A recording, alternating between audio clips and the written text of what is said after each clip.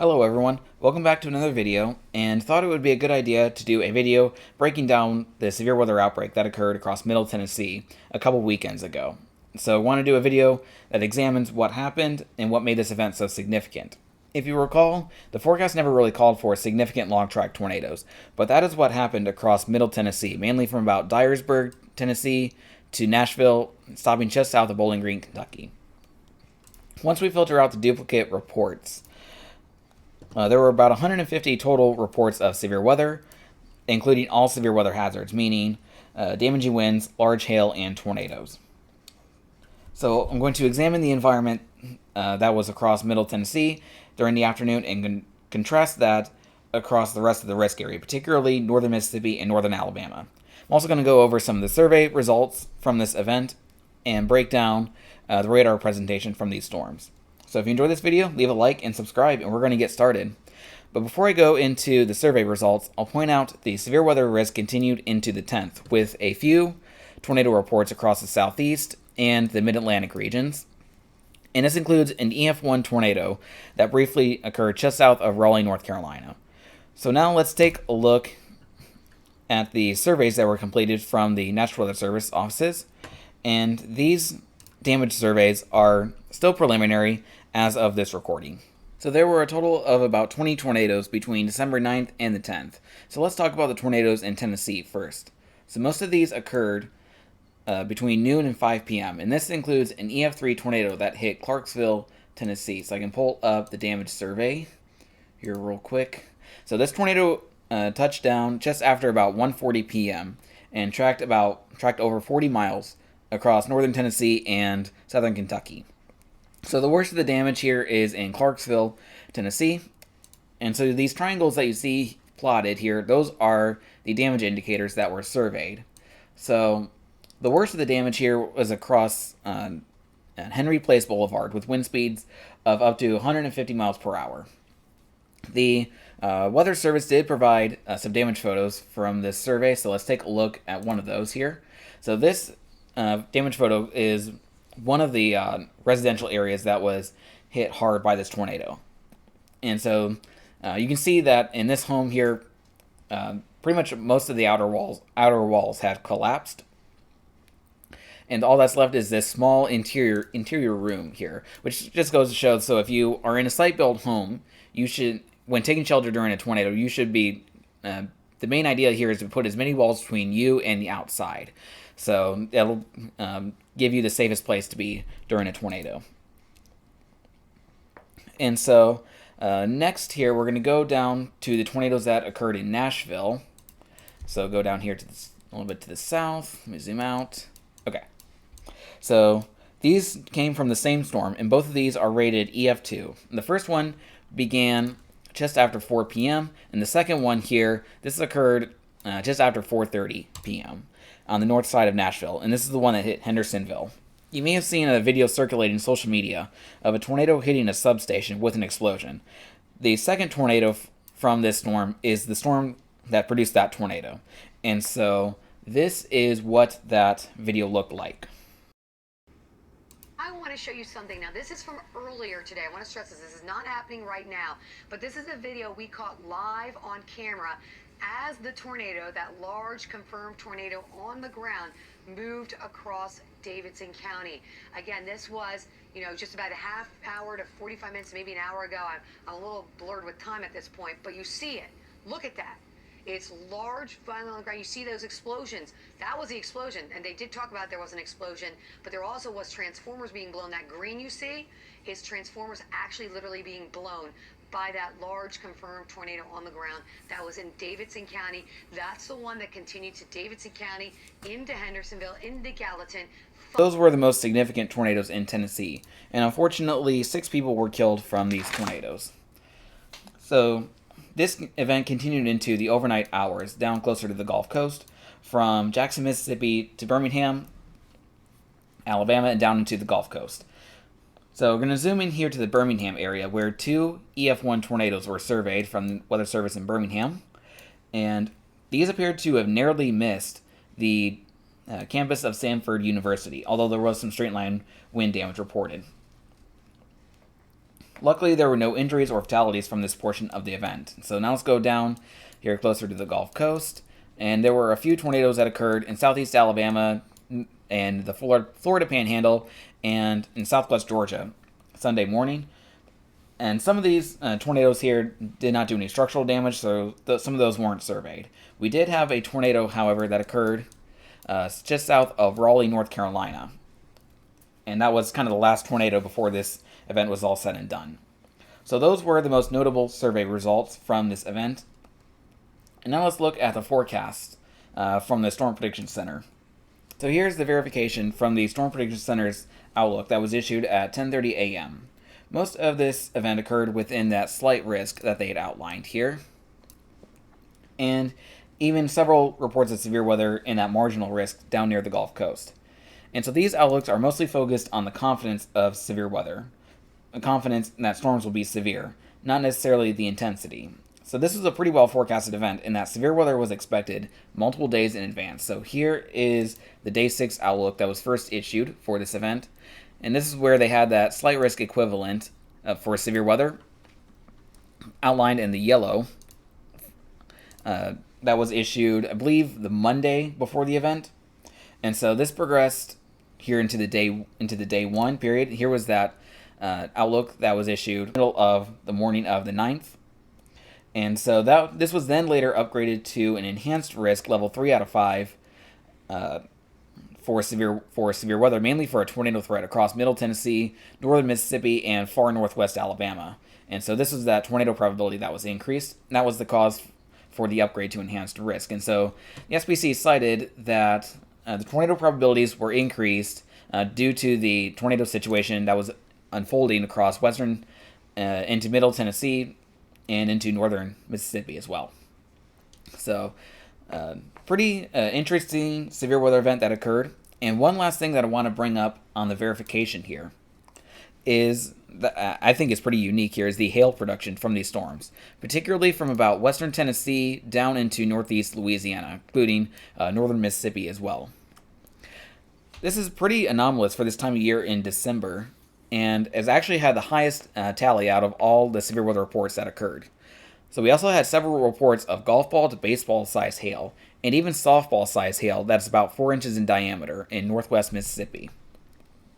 And so let me show you the climatology for large hail. And so these probabilities are pretty low across the Arctic region, and pretty much about where you would expect to see large hail being produced from your storms. As you can see here, we are pretty well outside of that region here where most of your hail occurred. So we'll take a more detailed look at this in the background environment and discuss why that may have happened. So as I normally do, I'll go through the upper air charts and discuss the Synoptic scale environment. So we're going to start here at 300 millibars, and this is chart is at around lunchtime, and we're looking for the jet stream. So we have this big dip in the jet stream here that's digging down through much of the continental United States, with a pretty broad exit region from the Great Lakes down into the Tennessee Valley. So kind of our exit region of the upper level jet here is kind of right in this area. So this is going to create broad upper level divergence. So we have our wind vectors here up in the Great Lakes that are coming up out of the southwest, and then out of the deep south and kind of the Tennessee Valley region, we have winds out of the west southwest. So we have a pretty broad upper level divergence across this general area, and so that is going to force air to rise up from below. Now we're going to look for our trough and ridge pattern. And so with the jet stream digging down, like we just saw, we would expect a pretty large long wave trough that's carved out through the continental United States. And that's what we have here on our 500 millibar chart. So these ingredients created the upper air support for severe thunderstorms. So now in the days leading up to this event, there was a major shift in the models with regards to the trough orientation. What you see on your screen here is what we call a positive tilt to our trough axis. So our trough axis is from about the upper Midwest, Minnesota, Wisconsin, and trailing down here across the central and southern plains. And so this means that the axis leans towards the right and is oriented from northeast to southwest. So the models several days in advance were forecasting this trough to take on a neutral or even a slight negative tilt axis that leans back to the left and oriented from northwest to southeast. So why is this important? The orientation of our 500 millibar trough often has significant implications on the mass response from the storm system. So with a negatively tilted trough, we can have a stronger low pressure system on the east side of that trough, and that's going to have stronger surface winds out of the south here, and that's going to bring up that maritime tropical air mass more efficiently and transport that to the north. So with a negatively tilted trough, we have stronger cyclogenesis and stronger temperature convection, which can increase the amount of instability in the atmosphere and just overall have better ingredients for severe weather. With a positively tilted system, that mass response can be a little bit more muted. So let's take a look at the mass response associated with this system. So here is the 850 millibar chart for around lunchtime on this event. And so we have our cyclone here that is situated over the Great Lakes region. That's pretty far up to the north of our main area of interest, along with the strongest low-level jet. So we have about 40 to 45, even 50 knots or so of low-level jet over the Great Lakes in northern Ohio Valley. And so we're left with about 30 to 35, even about 40 knots or so of flow out of the southwest here. And so that's our low-level jet across the main areas of interest over the Tennessee Valley and the Mid-South region. And so this was just strong enough to transport that maritime tropical air mass across the southern United States. Also, this was just enough low-level wind shear to foster a tornado threat. So as we know, the low-level jet plays two main roles in severe weather. It's responsible for transporting that warm air advection to the north, and also responsible for the wind shear in the low levels. And so these ingredients here are critical for severe weather. Now let's take a look at the surface pattern, and this is going to come from one of our forecast centers. This is going to come from one of our national forecast centers. And so this is a pretty interesting surface pattern here that ended up materializing. So as we go into the afternoon, this is at the same time at 18Z. And so we have our cold front here that is draped across the Great Lakes region down into the southern United States. And then we have this warm front here that is lifting north through the Tennessee Valley and the Mid-South region.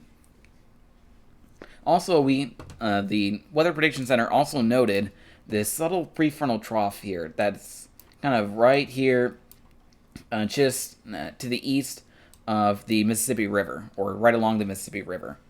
And so that prefrontal trough axis is able to initiate isolated storms ahead of the cold front here due to the enhanced surface convergence ahead of the cold front. So winds are going to want to converge here towards that trough axis, and so forcing is going to be more subtle, and therefore you get more discrete storm mode ahead of the cold front. So the next interesting thing to note here is this secondary warm front here that is lifting north through Tennessee and Alabama during the late morning and early afternoon hours. And so this is actually going to create something that I haven't really talked about on this channel before, and that is called the triple point. So the triple point here is an intersection between three air masses that are coming together. So let's take a zoomed in look here and see, and let's see if we can identify these air masses here. Okay, so here is the surface map again at 18Z. So this is right around lunchtime. So let's look at our frontal boundaries again. So our cold front here is sketched somewhere from the Ohio River down into the southern United States, down through Arkansas. And so our warm front is going to be somewhere across middle and northern Tennessee, down into northeast Alabama and into Georgia. So let's identify our air masses here. So we have our maritime tropical air mass down to the south of that warm front. And then north of the warm front, we have our maritime polar air mass. And then behind the cold front, we have our continental polar air mass. So the intersection of our three air masses here is what creates the triple point. So why is this triple point important? Well, it enhances the surface convergence, and it also increases the amount of low-level wind shear in the environment, and more on a localized scale. And so storms, if we have enough instability, storms will be able to tap into that environment, and then that is the more favored location for tornadoes. So where is this triple point again? Right in this area here across northern and middle Tennessee and far southern Kentucky. Where did most of our tornado reports come from? That same location. Here is the storm reports again, and so you see most of our tornado reports came from this region right in this area. So that shows how important the triple point is in knowing if we have a triple point set up, and that may increase the tornado threat. So that's going to cover it for the synoptic scale setup. Now let's break down the mesoscale. And I'm going to start off with the instability here. So let's look at our CAPE values from this event. Here we'll go to about 18Z. So this is right around lunchtime, right at noon.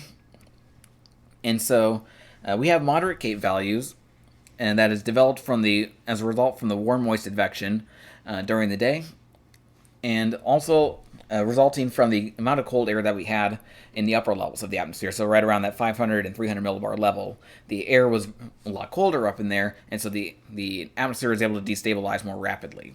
And so we have moderate CAPE values of about 1 to 2,000 joules per kilogram, and those values are unusually high for a cold season setup. And a big reason why storms near the Mississippi River produce so much hail, because there was a lot stronger instability in the mid to upper levels in the atmosphere, and also weaker low-level wind shear. And some research has been done and to show that environments with weaker wind shear in the lower levels, storms will tend to produce more hail. So instability was pretty supportive for severe weather. And then now let's take a look at the wind shear. So we're going to look at the 0 to 6 kilometer bulk wind shear at the same time here. And so this is just looking at how much the wind speed is changing as you increase with height. So in our risk area here across Tennessee and Alabama, Mississippi and Alabama, we have about 50 to 60 knots or so of deep layer wind shear, which is favorable for supercells.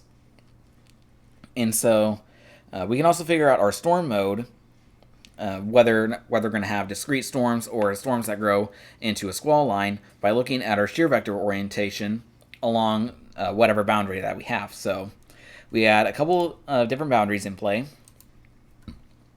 We have our cold front here that is situated across the Great Lakes and Ohio Valley down into the southern U.S.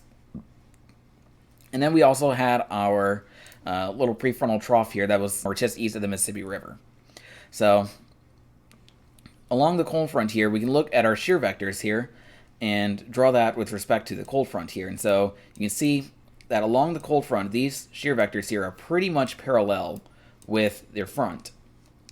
And then, but just ahead of the front where we had our prefrontal trough, our shear vectors were much more perpendicular to this boundary here. So the more perpendicular your shear vectors are to that boundary, the less likely storms are going to run into each other, and so you'll maintain a more discrete storm mode. This, with your shear vectors more parallel with that boundary, like say along the cold front here, then storms are going to be more likely to run into each other, and they're going to grow upscale into a line of storms.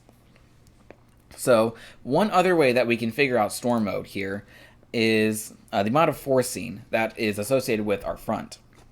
So how can we determine that? Well, we can also look at the surface map here, and we're going to look at the temperature gradient along that cold front here. So to remind ourselves, this is where the cold front here is sketched in here from the Ohio River down into the southern United States. And so let's take a look at the temperatures ahead of the cold front. So we have temperatures pretty much well into the 60s or even well into the 70s across West Tennessee, Alabama, and Mississippi. But behind the cold front over in Arkansas, you have temperatures that are more down into the 50s or low 60s. And so that means we have a slower change in temperature along that cold front, meaning we have a more relaxed temperature gradient. So what that would mean is we have weaker forcing along this cold front. Whereas if we had temperatures, say, falling into the 40s right behind the front, then forcing would be much stronger, and then storms would go upscale much more quickly.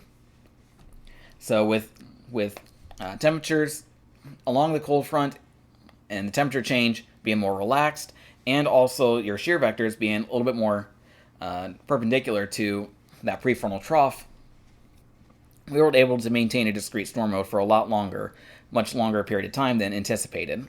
So that is one thing that kind of made this tornado threat ramp up kind of last minute here. So to kind of wrap things up here, I'm going to break down some of the radar imagery from this event.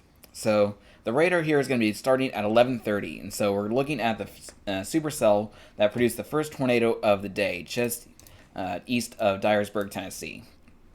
Here, so this supercell here was kind of right where that triple point was set up across western Tennessee.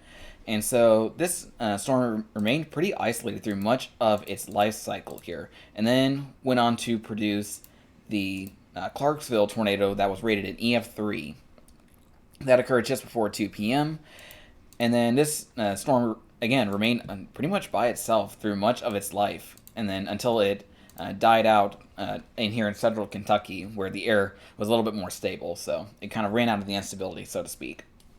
So as we go further into the afternoon, storms then, as you notice here, will then grow into more of a squall line here, except for one storm here just west of the Nashville area. So this storm right here was able to remain isolated just enough to produce a couple of significant long-track tornadoes just on the north side of Nashville. And so this is that storm that responsible for the tornado that produced that big explosion that I showed you earlier. So as we head further into the evening here, I'll back this up here. So as we head further into the evening, down to the south, it's a pretty similar story. Storms were initially discrete here as they developed along the Mississippi River, and then they grew upscale into a squall line here pretty quickly as the frontal forcing also began to increase as we headed into the later hours of December 9th. So they grew upscale into a line here pretty quickly, and that limited the tornado threat further down to the south. And so you can actually also see here, we did have a couple of isolated storms here that developed here down here in southern Mississippi, and then one that tried to get going up here in northwest Alabama. But one thing I want you to pay attention to is look at this fine line here. You can see kind of extending out ahead of these storms here. So this is the gust front surging ahead of these storms. And as you can see here, as we head into the evening hours, this is at around 7:30, this is 8 o'clock at night. So this cool outflow here being produced by our storms here. That is a cold pool that is surging ahead of your storms. And so that is pretty much choking them off from this warm inflow that's coming up from the Gulf here. And so these storms along the squall line here, and particularly in parts of southern Tennessee and northern Alabama, weakened pretty substantially. And so that limited the severe weather threat. And so this turned into mostly just a locally heavy rainfall threat across much of the Tennessee Valley overnight hours. But then as we head into later in the evening here, some of these storms down here to the south across Mississippi kind of broke apart a little bit as they headed into Alabama here. And you had these line segments here. And you had even one of these storms here kind of this bow shape to it here. So you have a line segment here and a line segment down here. And so some of these were able to produce tornadoes. And actually the Homewood, Alabama tornado came from this line segment right here. So that produced a couple of tornadoes in the Birmingham area. And then as we head later into the overnight hours, you had additional development down near the Gulf Coast. And some of those were able to produce tornadoes as well. So that's kind of going to wrap things up for this video. I thought this was a pretty interesting severe weather event, and the setup was pretty unique with the triple point setting up and things like that. Then having the tornado threat ramping up kind of at the last minute. So very interesting event, very interesting setup. So I hope you enjoy this video, and I'll see you next time.